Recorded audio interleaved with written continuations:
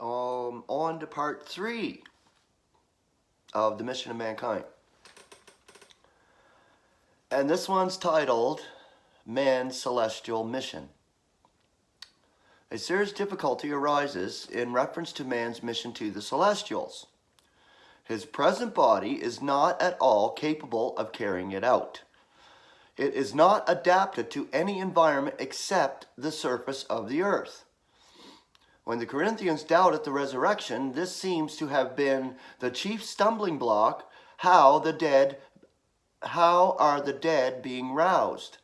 And with what body are they coming? 1 Corinthians 15:35. Now, I might have read some of these parts in this particular part of this series in the Unsearchable Riches. So if you hear stuff again, that's okay. But this is the whole part that I'm reading. So we'll continue on with that. For Israel, there is no need of much change except immunity from death. For the celestial saints, this is not enough. With a body of flesh and blood, they would suffer intensely from a celestial environment. Those who talk glibly of going to heaven, quote unquote, should not think only of the golden harps, but of the possible pain and distress which is the lot of human beings who ascend to a great height above their normal surroundings in the lower regions of the earth. In meeting this question, the apostle appeals to the facts of nature. He points to 3 distinct spheres, the plants, the animals, and the heavenly bodies, and draws a different lesson from each. He calls attention to the seeds of plants, the flesh of men, and beasts, and flyers, and fishes, and to the bodies of celestial beings. The terrestrial bodies differ from the glory of the celestial. These have many degrees of glory, as shown in the sun, the moon, and the stars. This is further elaborated and applied to the resurrection, and the marvelous change which will transform our corrupt, dishonorable, infirm, soulish, soilish frames into incorruptible, glorious, powerful, spiritual, celestial bodies, fit for our high mission among the celestial hosts.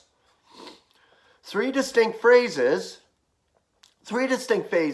of our return from death to life are presented in the scriptures, each of which is associated with a distinct feature of man's constitution. Resurrection is related especially to the body, rousing to the soul, and vivification to the spirit. Of course, they are so closely involved with one another that one usually implies the rest of them. Yet it seems that in explaining how vivification proceeds, we are pointed to seeds rousing to flesh, while resurrection is explained by means of celestial bodies. The vegetable, the animal, and the mineral kingdom are called upon to explain the change in spirit, soul, and body, respectively.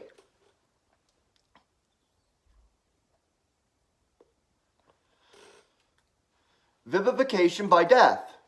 The oldest life forms on Earth's surface, so far as I'm aware, are plants.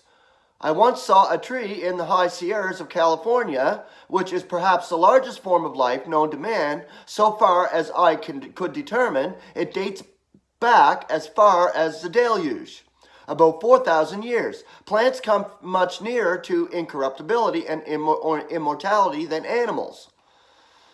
But this is not the illustration used to explain the resurrection. This tree has had no need of vivification, for it has never died.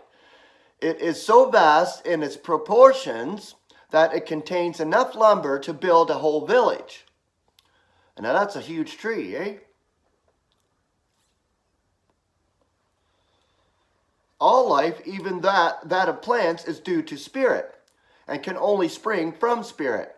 But the mode of transmission in most plants differs from that in animals. In the latter, the seed gradually develops into a new individual.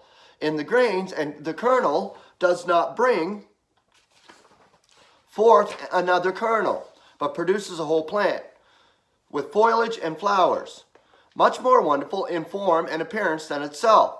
The point here seems to be that the vitality, the spirit of the seed, is transmitted to a habitation quite different from that which it left, even if it is the same spirit.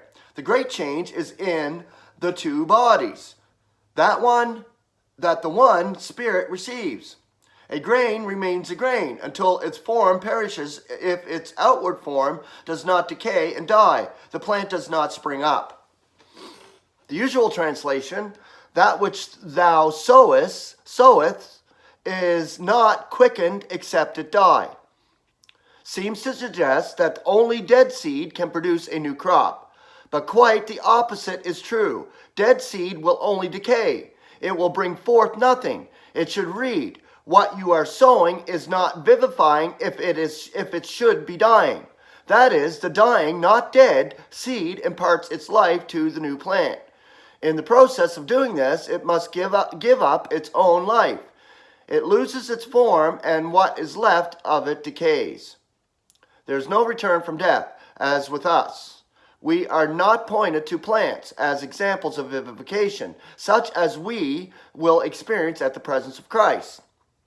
Seeds are simply illustrations of how the same spirit may be clothed with a body, far more marvelous than the one which has decayed. The comparison between the seeds of plants and ourselves is not immediately enforced, but is delayed a few lines, in which the flesh of animals on earth and the bodies of celestial spheres are also introduced.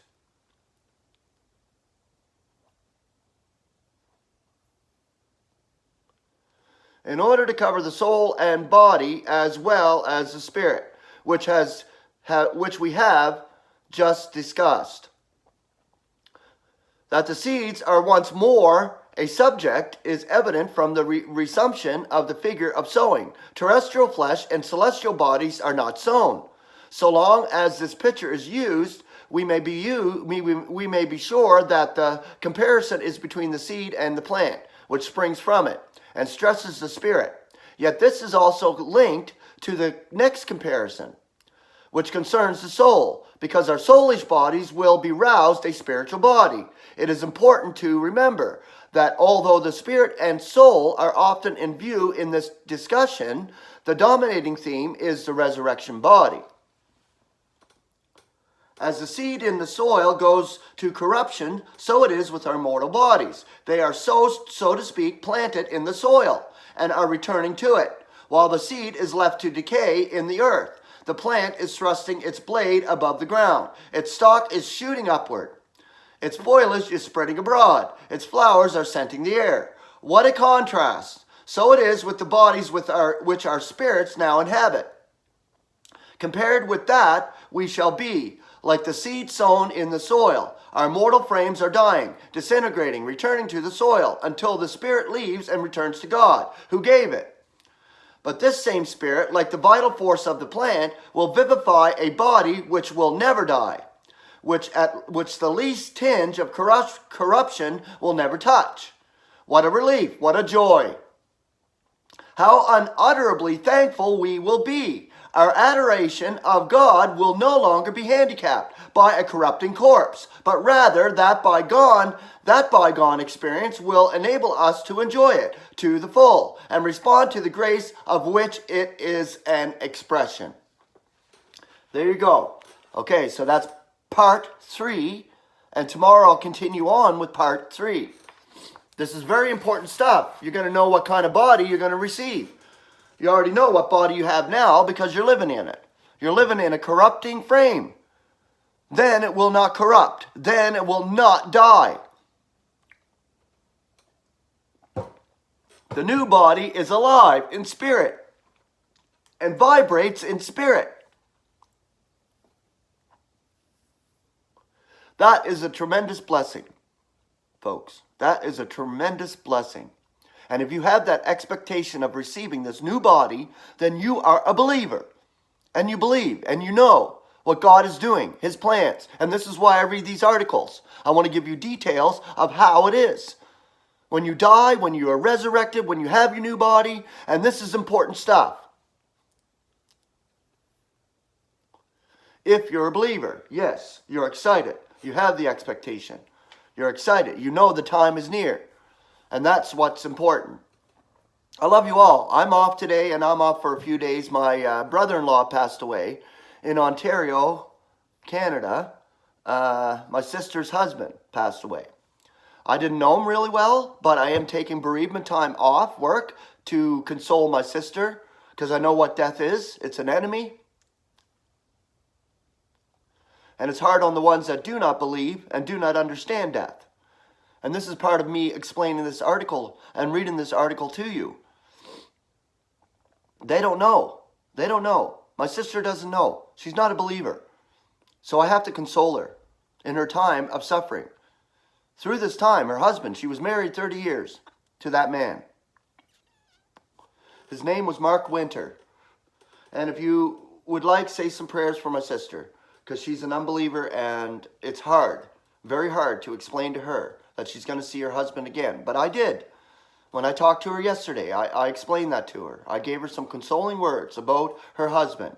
I said, he's sleeping right now, and when God raises him, he will understand and he will believe. Bottom line. And he'll know right then who God is. I love you all. I'll see you tomorrow.